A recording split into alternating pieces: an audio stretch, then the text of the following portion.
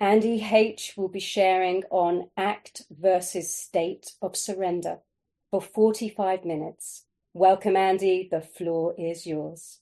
Happy holidays, town. My name is Andy, and I'm blessed to be an alcoholic. God, there is no power but you. I am your child. I am filled and surrounded by your perfect peace and your love. You are guiding me now. You are always with me. Amen. Look at God. That's the Golden Key Prayer by Emmett Fox. Wow, I've been looking forward to this for quite a while, and it's here. And I want to thank Tamara. Tamara is a sober sister. I love her. She does so much for me and for so many people, across our network. She's a soldier of AA. She's has a servant's heart. So thank you, Tamara, and thank you, Sky, and everyone that does service at this meeting. It's truly an honor and a privilege, but ultimately a responsibility to give back to Alcoholics Anonymous. Alcoholics Anonymous saved my life. There's no question about it. And I could never give back to AA, but I can try everything that's been given to me, but I can try one day at a time. And wow. Yes, it's going to be a misty one, for sure. There's some folks here that know me to some degree better than I know myself, and have revealed a lot to me over this past period of time. And I see them here, and I want to thank you for being here, and everybody that's here today. Newcomers, anybody struggling, anybody that's feeling just not right, anybody that can feel what I've felt my whole life, from the bedevilments on page 52 in the big book,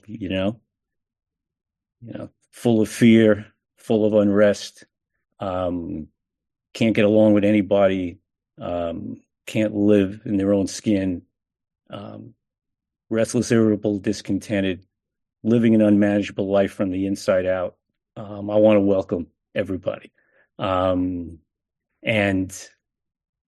there's things that needed to be revealed to me about feeling that way, when I felt like I had nothing to offer and felt I was completely lost, frozen, and my life was over.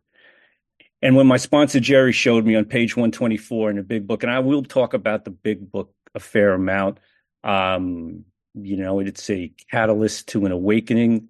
It has lit me up and so many other people. Words keep getting put in the big book every time I sit there with the book and with a sponsor and ask God to be there.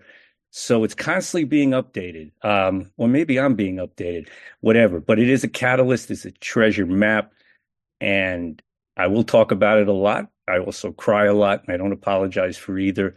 But newcomers or anybody that's struggling, on page 124, I'm told this, we're all told this: cling to the thought that in God's hands, the dark past is the greatest possession you have, the key to life and happiness for others. With it, you can avert death and misery for them. So whatever journey anybody has been on to get to this point, however anybody has felt, welcome home. You're with us now. We got you. Everything you did brought you to where you are today, where you belong, home. That's the miracle right then and there. So hopefully there'll be enough here that will be helpful to folks. I asked God to appropriate my voice before I got here. I'm sure God's got this. I have a theme, right? The act versus the state of surrender, and they're kind of interrelated. I'm learning new words every day.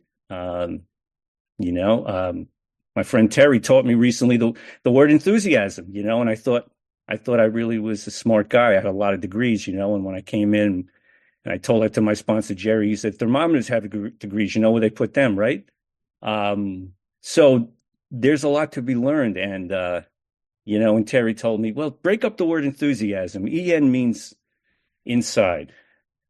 THUS means of God, and ISM is a belief system. So to be enthusiastic for God, that's what it is. And I believe today, for me, I have to be completely enthusiastic for surrender. Call it surrenderism. And that's at the core of where I am today.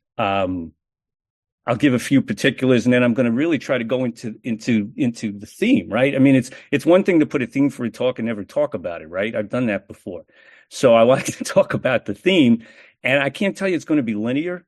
I'm going to bounce around in a while. It's going to be, a bit, left and right turns. Maybe I'll back up the car, maybe I'll go forward. But I'm going to talk a lot about surrender, and I have enough time. I have enough time, and I set my own clock. Thank you, Tamara, for doing that. I set my own clock because, as some people would tell you, sometimes I get enchanted with the sound of my own voice, and I really would like you to say thanks for sharing rather than thanks for stopping. And a lot of people are here today, and they got a lot to do today. So thank you all for being here, and I thank you also for having your cameras on.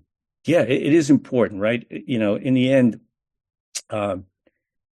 this quilt of love that AA is gets amplified even further on the Zoom platform, especially these threads of recovery. They get brighter and brighter when we can look into each other's eyes. So thank you for putting it on today. So a few things about me, and then I'll get into it. My sobriety date's October 21st, 2005. So I turned 18 recently. And it's a far cry from when I was 18 based on my belly button birthday, I tend to talk about things relating in songs and in literature and movies, because I've always loved them, but I was so numb to what they meant for so long.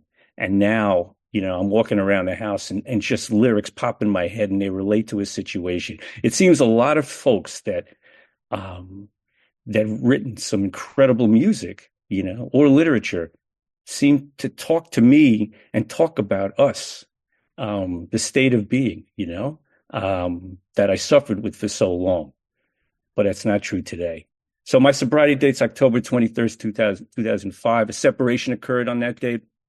Alcohol had abandoned me for a while. I have abandonment in my story.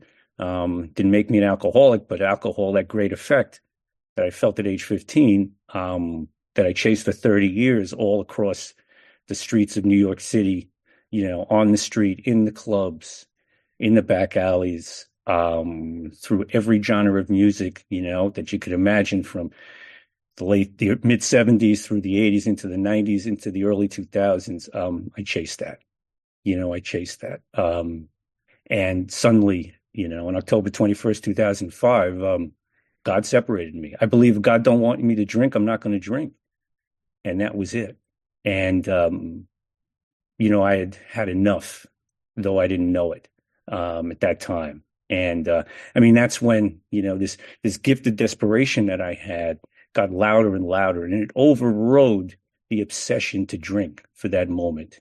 I don't remember it that well, other than I can tell you what I drank. It doesn't keep me sober. It was 2 warm shots of Jägermeister. Oh, well, but it's useful information to know that at that point I was separated. The way I came in here, I wouldn't say was surrendered at all. I wouldn't say that I had acceptance. I wouldn't say that I had compliance. I wouldn't say that I was conceding anything. I certainly wasn't abandoning anything. I wasn't admitting anything either. So all those words I just said, that wasn't in my vocabulary when I got here. I got here in the summer of 2005 into the fall because I got caught, right? I got caught. My wife, Susan, we're still together. We're married 39 years. She noticed some money was missing, and that was it. I didn't lie. And I had been a champion liar all my life, buy me, bring me, steal take it from you. I used the toolkit of kindness to get what I wanted. That was my deal. And on the outside, well, I thought I was a nice guy. Some of I had a nickname in college. It was ADB. It stood for Andy Douchebag. There's got to be something behind that, you know? But that was me. That was me. And when Susan told me some money was missing, it was a lot of money. I didn't lie. God stepped in at that point and shut my mouth. And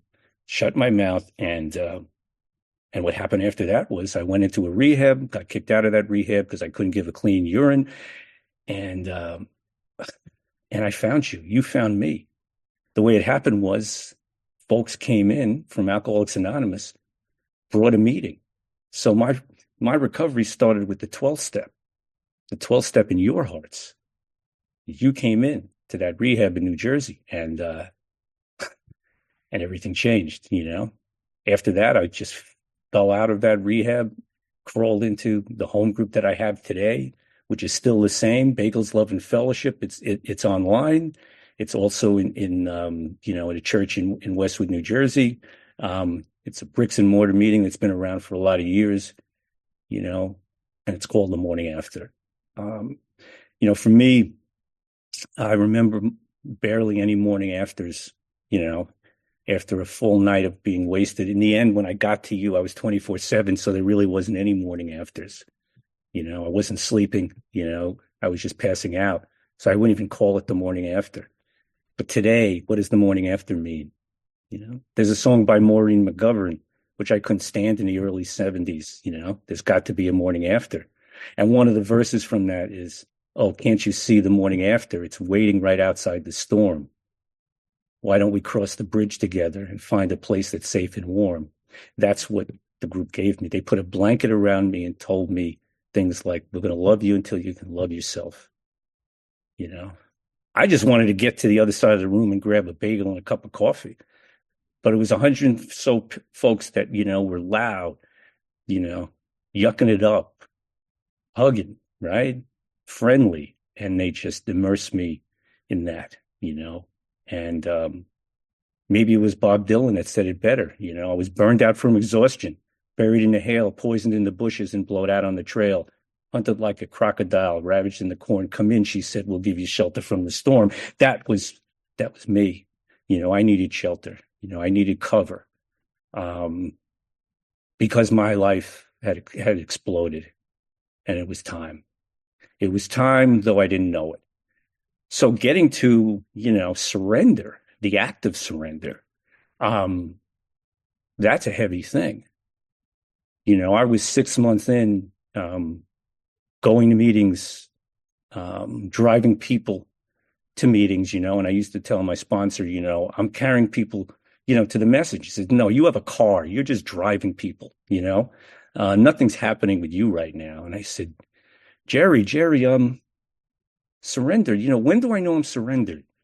And his answer was, when you no longer have to ask the question. I said, that's not what I'm looking for. He said, you know what? You're still in a denial, delusion, refusal place. You're still defending your right to drink. Your first step hasn't been seated and installed. Not yet. Now I'm 6 months, and it's blow your brains out time. Though if you looked at me, I'm reading the big book, at a big book meeting. I'm, going on commitments and speaking. And I hit a jumping off place. Not the jumping off place on page 152 that talks about, you can't live with alcohol. You can't live without alcohol. You'll know a loneliness that few will ever do. I've had that jumping off place before. But the jumping off place for me was I couldn't live without AA, and I couldn't live with AA.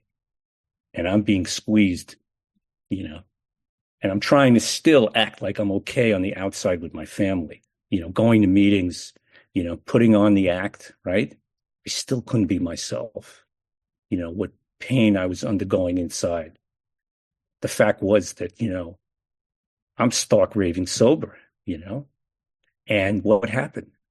The act of surrender, the act of surrender gets described first to me and more about alcoholism or more about insanity or the relapse chapter, whatever you like. And if anyone is stuck in this place, call me.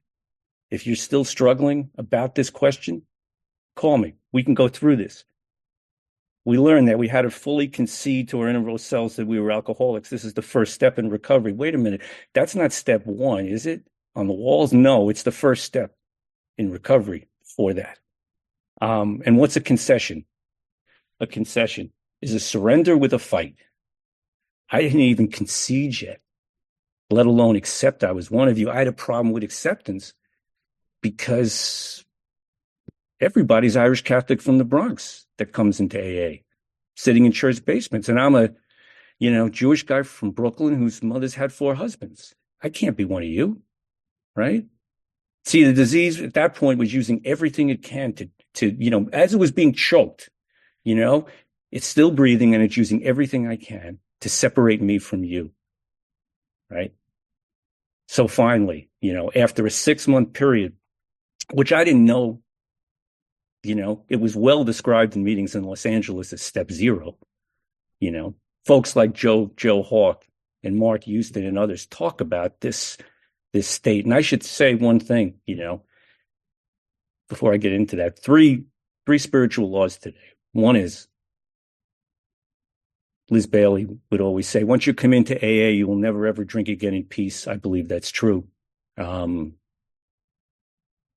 If I'm disturbed, something's wrong with me. And finally, plagiarism is wisdom, only stupidity is original, and Alcoholics Anonymous. So whatever I'm saying, if it sounds familiar, good. Please, right? So this step 0 period was described as a period where I go round and round and round in circles, thinking like I have more than 2 options, right? Maybe if I leave Susan again, what I can drink safely. Maybe if I put that other substance away, I can drink safely. Maybe, if I just cut back to a couple of drinks a week, maybe. My life on the outside is still okay, right? Even though I'm being ripped apart from the inside out by this disease, my outside is okay. So maybe I'm not that bad. And I'm negotiating and dying. And what happened for me was, with the book and with my sponsor, those pages and more about alcoholism grounded my denial, incinerated my wall of delusion, and got me to the point where I was ready. I was absolute defeat over a period of 6 months. And how do I know that? Well, the coda, the ending of that, was in a parking lot, that act of surrender. It was in a parking lot in New Jersey. It's a Kmart there. And my sponsor, Jerry, had said, you know what? Why don't you call this guy Jimmy? Now, he's known as Jimmy Shoes. Why? Because he put shoes on horses at the racetrack. Okay, I called Jimmy Shoes up. I had known the guy, and I talked to him for about, I don't know, a couple of minutes. And I'm just, rattling. And then there's a pause, and he says, you done? I said, yeah. He said, Andy, the party's over. That's it. It was as if, Middle East peace, I don't know, Hanukkah, Christmas, New Year's, my sports teams win all their championships, all that in one quick sentence.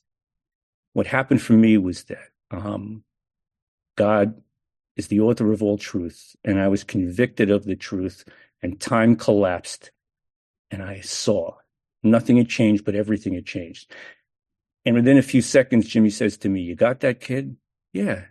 Okay, bye. That was it. Step 0 was over at that point.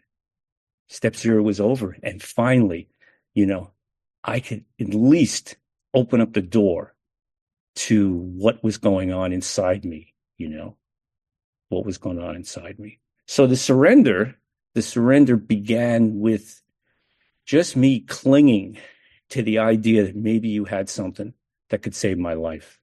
Maybe. And in the end, the step 0 went down to 2 choices: die an alcoholic death or live on a spiritual basis. That's it. So once that happened, everything opened up. And in the end, that surrender has a core principle to it the act of surrender and the state of surrender. The core principle is willingness. What am I willing to do? See, you people showed me that God operates in an atmosphere of willingness. And when I'm willing, I'm changed. It's all over the book. It's all over the book. Without willingness, nothing happens. You know, as the desperate and dying and drowning can be, yes, that was me. So with enthusiasm, you know, I jumped in all the way in, sat all the way forward. And what I've experienced over time is that act of surrender that happened in that parking lot, you know, continues to grow. So the next act of surrender was the first step, right? To have a first step experience, to understand what's wrong with me. And when it came to pass that I finally saw what's wrong with me, a miracle happened. I looked back and I said, so this is what's wrong with me finally. Because the best thing I could tell you for all those years was ask the question, what's wrong with me? You know, alcohol seemed to fix me. Alcohol electrified me at age 15, brought me from the outside of the circle to the inside of the circle and straightened me out and allowed the voices to finally calm down. You know, it treated it. What did it treat? Alcohol treated my alcoholism, right? You know, it treated the inside spiritual malady, the absolute inability to live with oneself. You know, Bruce Springsteen wrote, "It's a sad man who's living in his own skin and can't stand the company." That was me until alcohol came along. Now, going back into childhood a little bit, sure. You know, my mother had 4 husbands. Husband number 1 was, I don't share about this too much. Husband number 1 was before I was born. I remember my mother regretting that she didn't stay with him. Why? Because he owned a lot of parking lots in Brooklyn, New York, and that was a pretty lucrative business. So that didn't happen. But husband number 2 was my birth father. He was a World War II vet, fought in the Pacific Theater. He was an aerial photographer, and he came back from the war in tough shape. You know, tough shape. I only know that today. He left us when I was 8. You know, abandoned then, and then then the fire came in. The next husband, who put us in the hospital, my mother and I, who was a serial abuser. He had abused his wife before and his kids before. Yet my mother stayed with him, you know. Husband number 4, nice guy, but I was already out, you know, out in the world, so I didn't really experience it. Now, what does that have to do with my alcoholism? Nothing. It didn't. It's not the cause. Now, did it make me thirsty by the time I was age 15 and I needed something? Sure. But it's not the story behind my alcoholism. No one forced me to drink so viciously and consume other substances so much just to live, right? So alcohol treated my alcoholism, right, at age 15, that great effect. And I was to come to pass that eventually when I got here, I finally saw the miracle in step 1, because I saw that I have a 4-part disease, a physical allergy, which means when I take a drink, the drink takes me, and I'm not going to stop until I run out or pass out and get locked up. I have an obsession of the mind, the second part in powerlessness on the left of the dash, which means my mind will take me back to a drink no matter what's happened, whatever debaucheries happen. I'm always going to go back to it. I believe it's a mental illness today. You know, I understand it as a mental illness, and I'm cool with that. You know, I didn't want that to be known that maybe, you know, I was a little bit off, but then, you know, folks said things in AA like AA is not a hotbed of mental health. And I was a little taken aback by that until, yeah, you know, me too. Now, if that's not enough, the connecting 2 ideas on the other side of the dash is that my life's unmanageable. You know, my life's unmanageable, not on the outside for me, but always on the inside. When I first came in and people talked about an unmanageable life, they talked about the stories that they had, the horrible tragedies, car wrecks, wrecked relationships, marriages, jobs, loss of family. And I had none of that. My unmanageability has always been on the inside. And finally, it was revealed that we're talking about a spiritual deficit, spiritual depression, a disconnection from God, a search for wholeness. And what you people offered, even though we talk about alcohol as king alcohol, in the big book, right? That alcohol was king, what you offered was a spiritual solution. In the letters that Bill Wilson and Carl Jung read, went back and forth to each other in 1960 and 1961, there's one letter in particular, and it talks about a spiritual thirst for wholeness. And in Carl Jung's view, he wasn't one of us, but he helped give us the first two steps, especially the second part of step one. He said that in Latin, that spiritus contra spiritum, meaning that the spirit of the universe, God, is greater than the spirits of alcohol. And that's been true for me.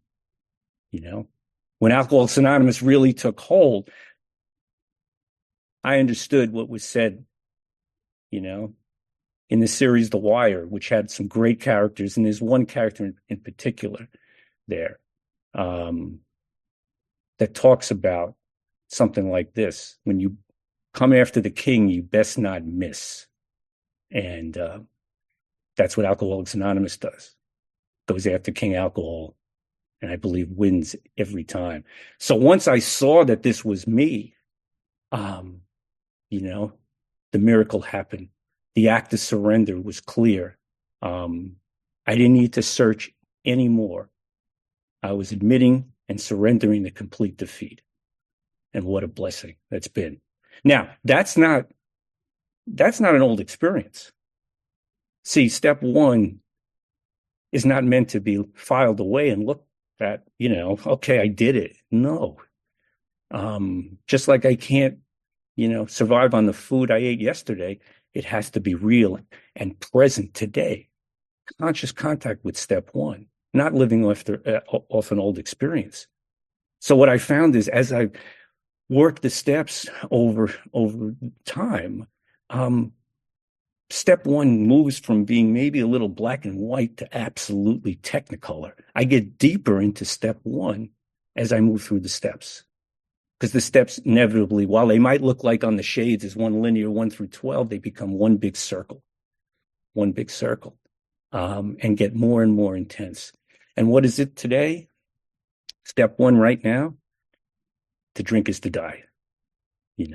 We talk about the progression on page 24 to 84 in the big book. 24, it says, I keep putting my hand on a hot stove.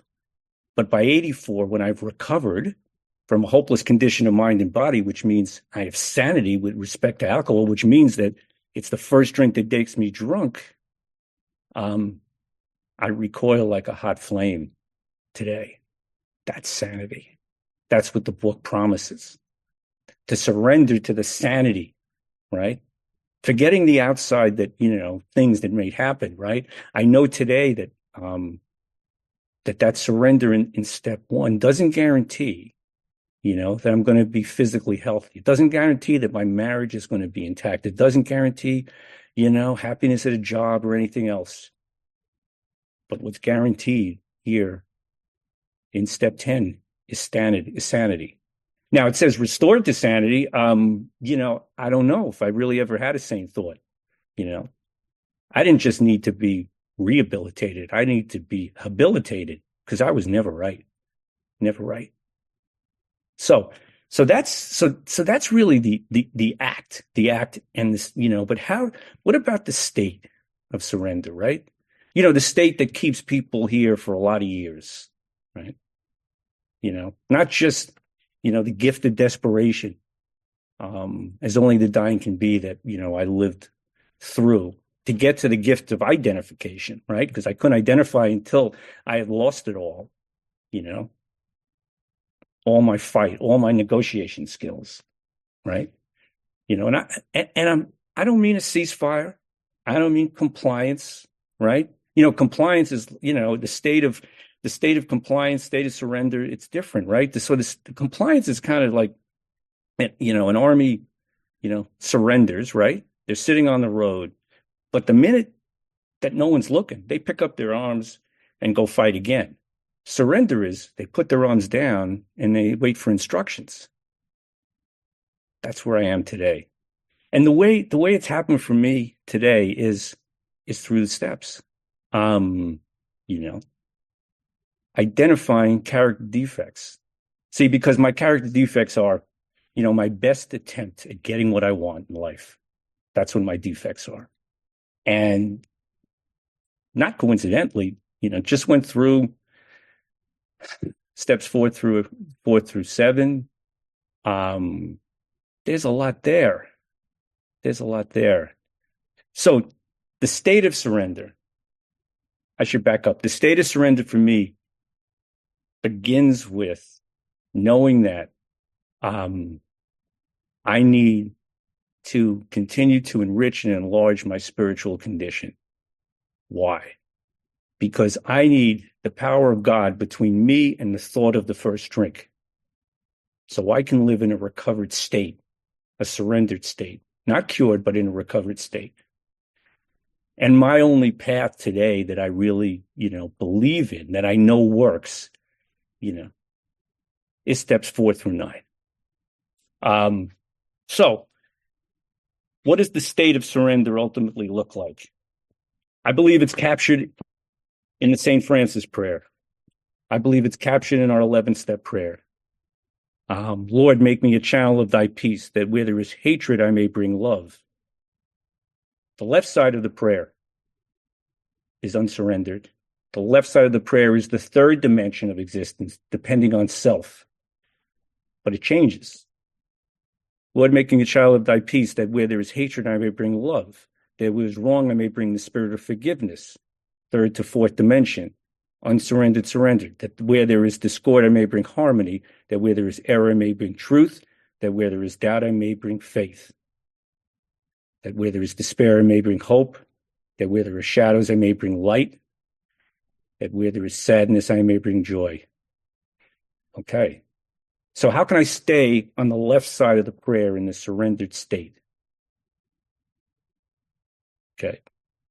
But there's always a change of direction. Lord, grant that I may seek rather to comfort than be comforted. So now I'm switching directions. I'm starting with the fourth dimension. I'm moving back to the third. To understand and be understood. To love and to be loved. For by self-forgetting that one finds. Telling me the action is by forgiving that one is forgiven, is by dying that one awakens to eternal life. Amen. That's the state of surrender. It's an ideal, we are not saints. But I know today through what you've all taught me that's my compass. How can I live that way? And it comes through the steps again, through 4 through 9. So some of the stuff that's happened recently, which I brought to 6 and 7. Step 6 talks about objectionable, all the things that I've identified in me that are objectionable, that I want to bring to God. Because in the end, the 3rd step prayer talks about surrendering, but the 7th step prayer talks about abandonment,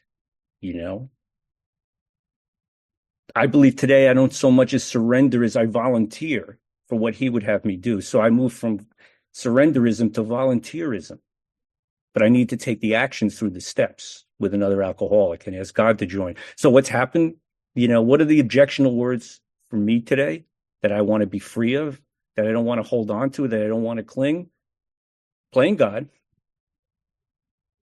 Playing small. That came up a lot. My judgment that I know better. The lies I tell myself. I don't want that stuff anymore, So to move to that state, I need you and I need God. Um, and what a blessing it is to be able to identify that. Um, the other things that are come up are fears, you know, fears of being complimented, you know, fear of dying an alcoholic death, um, fear of past being revealed that I wouldn't want anybody to know, even though some of you know it. Um, Clinging to that, even though amends have been made, were the amends good enough? Things like that. Um, See, if I'm clinging, I'm harboring, I'm burying, and I'm not surrendering. You know, it's tough. It can be tough to let these things go, um, but they're so essential. So a surrendered state is where I am today in the things that have been picked up through step work, particularly recently. Um, I have some other things that um, surrender to the fact that, you know, it's better to know less today than to know more. Um, where is God in everything today? When I have some agnosticism. Uh, and I use page 52 that helps me in that place. What's my state of God consciousness, a surrendered state in God consciousness on page 52? Where are the bedevilments in my life today? It's a great barometer, you know, full of fear, can't make a living, meaning not money, but can't live with myself, things like that. And in the end, it's about self-reliance, self-reliance in men, agnosticism to God's presence at that moment. I believe my sobriety hangs on the hinge of surrender, along with willingness, along with gratitude. See, I'm here for the whole catastrophe. I'm not leaving. And I do welcome the pain. I surrender to the pain. See, living in a surrendered state, I believe, surrenders to the pain, to not going around it, going right through it. Some of this summer into the fall was a period of great joy. Sometimes it's hard to surrender to the joy, even. Got to pinch myself. Do I deserve it? Am I still an imposter or fraud? Is somebody going to finally tap me on the shoulder and say, you know what? That's true, See, Mark Twain wrote, the worst loneliness is not to be comfortable with yourself. And I experienced that my whole life, like an ingrown hair, right? Life like an ingrown hair. Came into the world like a badly wrapped gift, pissed off, disappointed. And it's not like that today. But there's still a slight lurking notion, right? That needs to be dealt with. I don't know any other way than to deal with it with the steps and with you folks. And it works. So I was talking about this summer, surrendering to the joy. My daughter Lauren got engaged. We were in New Hampshire. It was beautiful. It's on a lake. Unbelievable moment. We love Nick. Nick's her fiance, great guy. Grew up in New Hampshire, mellow, kind of compliments Lauren really well. Lauren's a little high strung, but sweet. And they love each other, and, but we got the news that, in New York City, our best friend, my best friend, Barbara, my sister-in-law passed away from cancer, after a valiant struggle, and I'm sitting there and I'm taking it all in. I'm experiencing it all. I'm not shying away from it. It's as if God brought me the pain to teach me something. God brought me the pain to go through it. And God brought me the pain because people are watching. People are watching. How am I going to be, you know? Um, and a sober heart, a sober and a full heart can handle both at the same time, you know. And it's been some time since Barbara passed, um, but the wind of her life, you know, is with us now. Absolutely. I can't tell you how many times, you know, I ask and others in the family ask, what would Barbara do? You know, because she just was that kind of person, you know. She had so much interest in everything you were doing, you know. Things like, you know, you have furniture outside and, you know, the rain comes and if you put a cover on the furniture, you know, the water collects, you know, and it's a big mess. And she said, just put a beach ball under there and let the water run down. You know, a $2 solution. This is what Barbara was full of. Plus, she was a really good dancer. She was an excellent dancer, you know. Um, yeah, I tell you, you know, this journey has been generous. Um, and it's not over yet. I feel that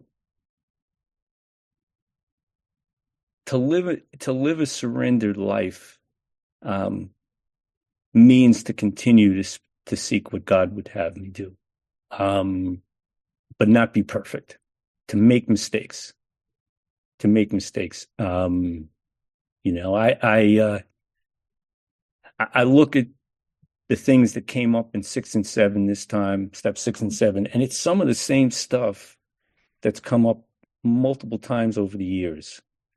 Um, you know, what I find objectionable in me is the need to continue to still be a champion people pleaser.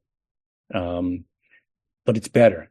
I so wanted you to approve, so wanted you to like me, so wanted you to ratify my existence. Um, but now it's much better. It's much better. I may start to wrap myself in a pretzel a little bit when I don't think you're approving of what I'm doing, but I don't normally tie that pretzel together anymore. And that's come a long way. That's come a long way. And, you know, the progression in sobriety, right? You know, surrendering to everything is continuing to progress in sobriety, right? You know, my alcoholism was a 30-year progression. I didn't get to you because I had a few bad weekends. I got to you because I had a few bad decades, right? Even though there was some good times. You know, I didn't talk about the good times today. You know, being a New York City club animal, going through all the music stages, you know, I was in a lot of fun places, you know, here and there, along with all the debauchery, right? Um, Surrendering to the reality of that, because when surrendered state also means to appreciate the joy and maybe some of those moments that, you know, you'd like to forget because there was so much turmoil and horrible things, and not even want to look at the moments that were, Bill Wilson said, infinitely sublime. You know, there were a few. Yes, I mean, you know, I was lucky to go to Studio 54. No, I didn't see Mick Jagger there, but I told you I did. I was lucky to go to Danceteria, where all the Madonna's early videos was shot, but I didn't, you know, I told you I saw Madonna. You know, I was at the Copacabana where James Brown used to go. Told you I saw James Brown. So I could not tell the truth. Could not tell the truth. Um, I did see Prince once, you know, but that's another long story. That's true. The point is that I can surrender to the happiness that actually occurred back in those days, because for the longest time in Alcoholics Anonymous, all I would do was stress, you know, the absolute horrible moments, you know, that I had. You know, they were, you know, the pain in the end was so great and blotted out everything, that I could not even go back and look at, you know, some of the moments in, you know, as they are. So I know there's just a few seconds left. There's always more to say. If you knew we're struggling, welcome home. Stay with this. Stay with us. If anybody's stuck in step 0, call me. I'll walk you through it. Bill Wilson said the age of miracles is upon us. Our own recovery proves that. I'm nothing unique at all. And as far as this power, this great power, the power of God, the spirit of the universe, I was taught by you that I had a GPS problem. I was looking outside, I was looking in the past and the future, but I just look in the now, and I look in here, and the great reality is here. Perhaps one of the most important scenes in The Wizard of Oz is, when Glinda, the Good Witch of the North, is standing with Dorothy at the end. And, Toto's there as far as I can remember. That's not important.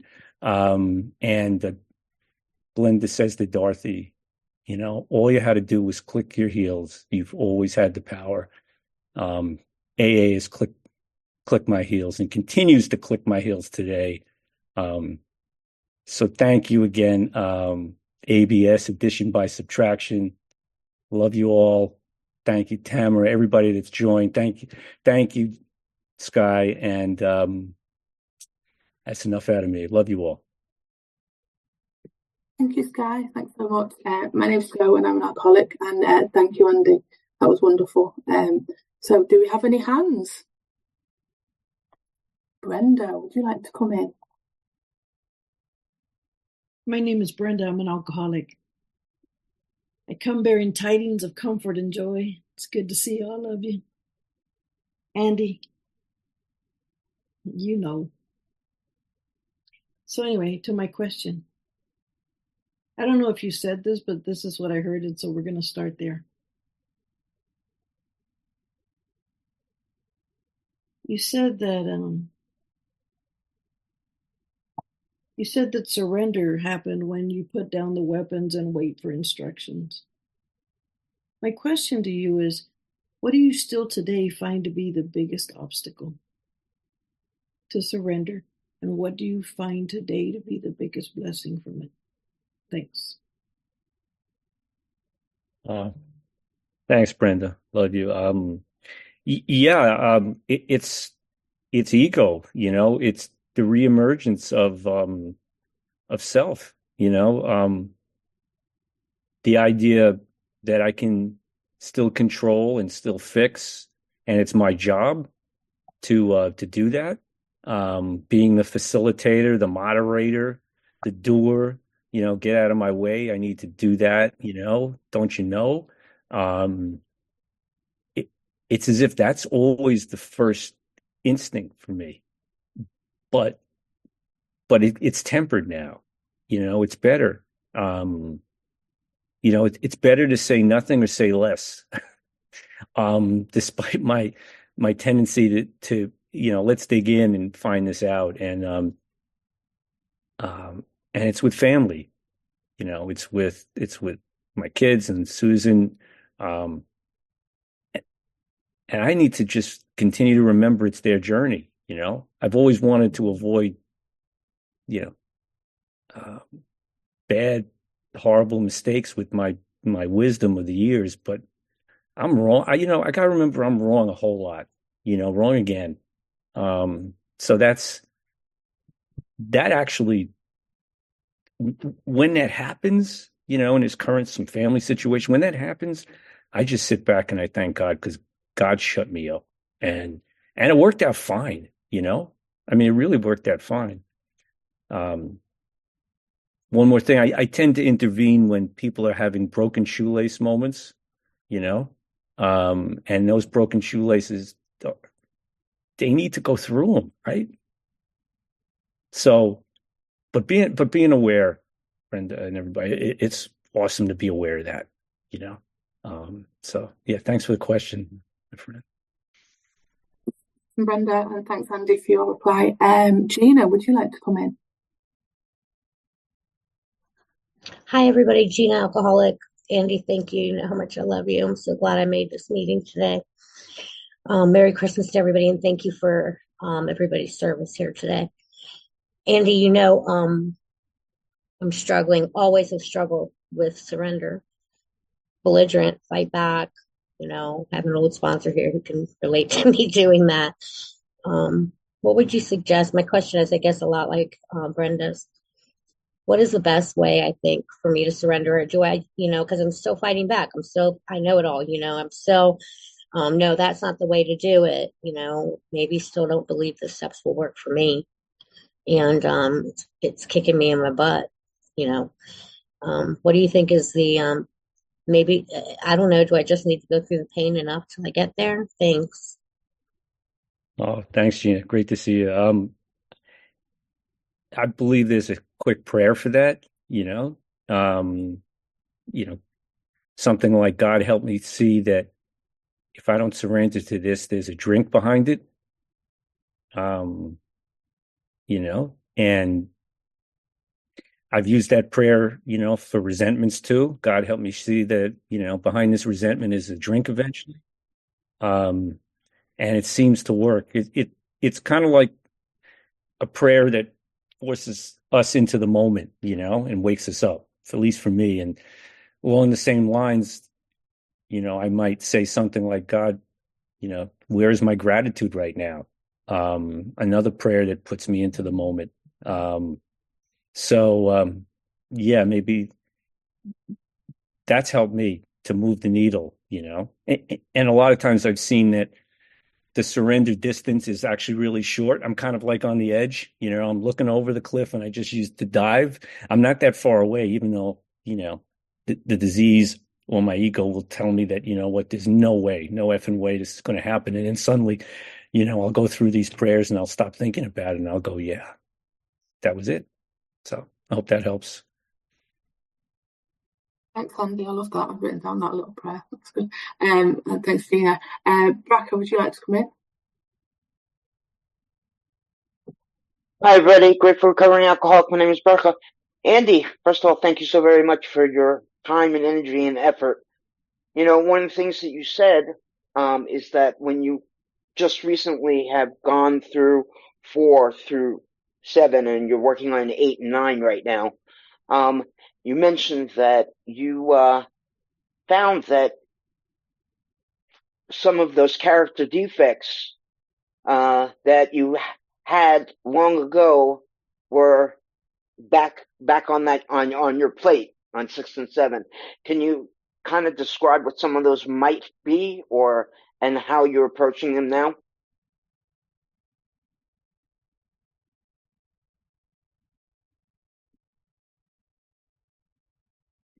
There we go. Thanks, Brock. Great to hang out with you. Love you. Yeah, there's the reemergence of these defects. The idea that still I know better. I can run the show. It's probably a lack of gratitude. There's no such thing as a grateful ego. And the ego gets just re-energized as, for me, at least in good times when I'm kind of skipping down the road, and for me, there seems to be a forgetfulness of all things with God. So I need another prayer that helps me, and it has to do with my kids. I mean, the prayer that I use a lot is, it's not really a prayer. It's more of a question I ask myself. Something like, if I spent as much time with my kids today as I spent with God, would my kids feel loved? And that sometimes brings me to realizing that I'm missing the connection. And who's to say that, God doesn't want me to continue, to have some of this, right? I mean, there's sometimes people talk about 3 kinds of defects. Ones that, go away when you stop drinking, ones that go away, when you work the steps, and ones that God still leaves around, remnants. They're kind of remnants, they're just kind of remnants, and they do stink a bit. But the best part is the awareness of it. I mean, I laugh about it. There it is again. There it is again. I played God again. I try not to make such a heavy going about it. Because the idea before was resting satisfaction, like a washcloth, just grinding through. And it's like, I just laugh, I go, oh, shoot, I guess it's still there. So the step work, though, for me is essential, it really helped this time. I'll end with this. I'm an alcoholic, so disease of more. So I did a fit step with 6 people, it's like a half a dozen, and the beauty of it is that each time I spoke to somebody, I was different, from the first time. And sometimes it took multiple sessions with folks, but each time I felt different. And by the time I got to the end, boy, I was in the midst of those fifth step promises, looking the world in the eye, fears falling, all of that. So multiple fifth step with multiple people. Yeah, that's part of it too, I think. So thanks, Bracha. Thank you, Andy. Thanks, Bracha. Liz, would you like to come in? Hi, everyone. I'm Liz. I'm an alcoholic. Thank you so much to Tamara and Sky and Joe and everyone that does service. It's wonderful to be here. Mr. H. What's up? Hi. I never tire of you. And in fact, I know that you know my thing about the big book being like, the Mary Poppins suitcase, but so are you. I mean, I just want to, it's a bit of a thank you and a question. Thank you for page 124, because, it's funny, I've heard you and others say about, clinging to the thought in God's hand, the dark past is the greatest possession you have. And it's such an enlightening piece. I don't hear very often, but thank you for just everything. And I can't wait to hear the recording again, because there's too much in there. But you said something that's just come to me when we talk about like the spiritual depression and the kind of the darkness of the spirit. But when you said about surrender to the joy as well, and I kind of think, Andy, when it comes to when we're walking through fire, or we're walking through something that's difficult or challenging or unpleasant or whatever we have to walk through that's painful, I find the surrendering to that almost easier. When surrendering to joy, I think there's a part of me that's like, this is great. It's not going to last very long. What's my spiritual assignment here? When you said about surrendering to the joy, for you, as one of my and many other people's sort of spiritual elder that we look up to, what does that mean for you, surrendering to the joy? And if you find that difficult, that makes sense. Thank you. Thanks, Liz. Great to see you. Love you. What comes to mind is the feeling that I just don't deserve it. I really just feel that the weight of the past is so great. So much was done that there's an expression in AA sometimes people use, if I got what I deserved, I wouldn't be here or whatever. But other people say, you know what, you're in this place today. Maybe you're getting exactly what's been deserved, and that expression, playing small, I was so stuck in playing large, but not having anything behind it, this mask I wore. But now there's the danger of playing small. So why not experience the joy? If it's true that joy is in the journey, the joy is the journey. And the journey today, if joy happens to be there, grasp it. Because, it's fleeting, right?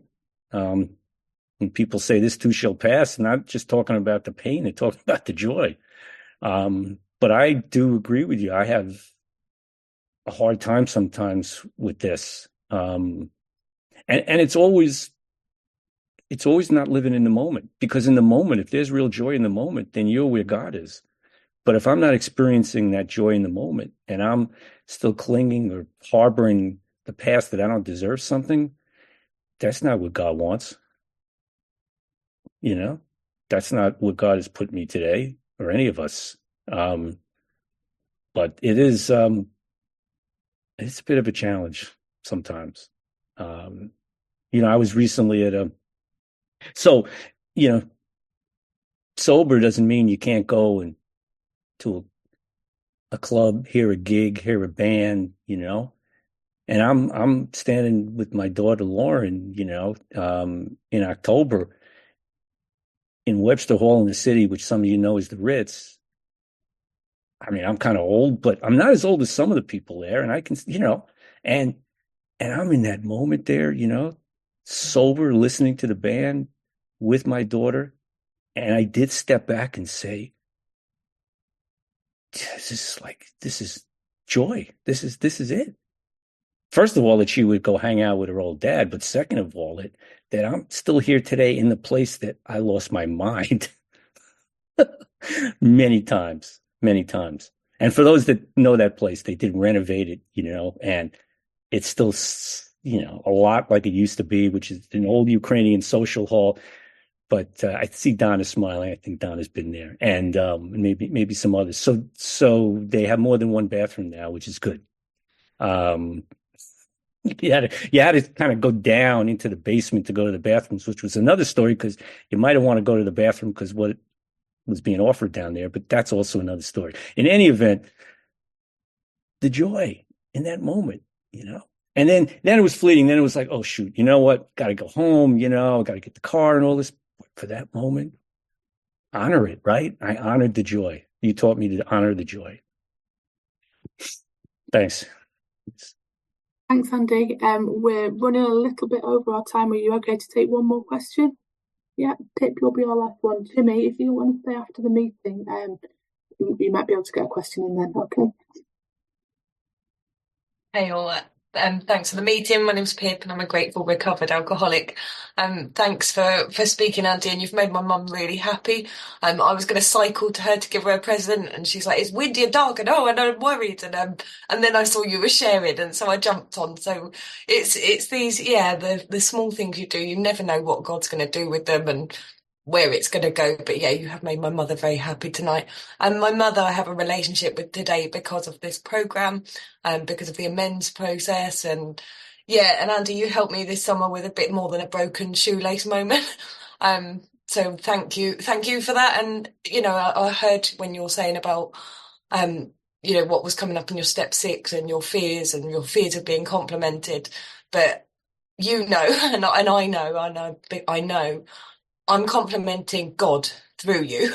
It's because you get Andy out the way, and that is why you're so useful in this program. And that is so. I'm the God in that I can see through you when I need it. I'm complimenting that, and I know you need it. So take it. Thank you for being such a humble, amazing person in this fellowship. And my question is, the golden key. How long have you been using it? And I bought this book and I sent it to a friend for Christmas, and I read it and I was like, it's really small. And then I got it. It's actually a very complex practice. I'd love to hear about anything to do with that. Thanks, Pip. Great to see you. Awesome. You're here today. The golden key. I was drawn to Emmett Fox early on, and keep rediscovering things. So with the golden key, there's I don't know if you had this, there's that small pamphlet. It's the same. Right. So I'm still pretty much in the prayer, than anywhere else. So not much more. And thank you for reminding me, because it's actually sitting on my desk, but I haven't picked it up. So you're telling me now that I need to pick it up. So that's where I'm at right now. So thank you. Thanks, Andy, and thanks, Pip, and thanks for everybody who participated in the questions. Back over to you, Sky.